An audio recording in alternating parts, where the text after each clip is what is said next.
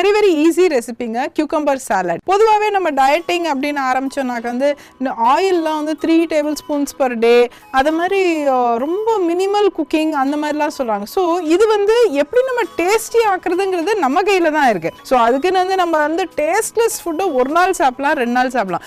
தொடர்ந்து ஒரு நல்ல ஒரு ஹைஜீனிக் ஃபுட்டு, ஒரு நல்ல க்ளீன் ஃபுட்டை சாப்பிட்டுட்டே வரணுன்னாக்க டெஃபினட்டாக அது டேஸ்டியாக இருக்கணும் இல்லையாங்களா? ஸோ அதனால் வந்து நம்ம எப்படி ஒரு சிம்பிள் சாலடை எப்படி நம்ம டேஸ்டியாக ரஸ்டிக்காக ஆக்கலாம் அப்படின்ட்டு நம்ம பார்க்கலாம். ஓகே, ஸோ இப்போ நம்ம வந்து இன்க்ரீடியன்ட்ஸ் என்னென்ன நோட் பண்ணிக்கலாம். வெள்ளரிக்காய், கல் உப்பு, கடுகு, பூசணி விதை, சாட் மசாலா, பச்சை மிளகா, ஆரஞ்சு 2 அண்ட் ஆரஞ்சு ஸ்லைசஸ்.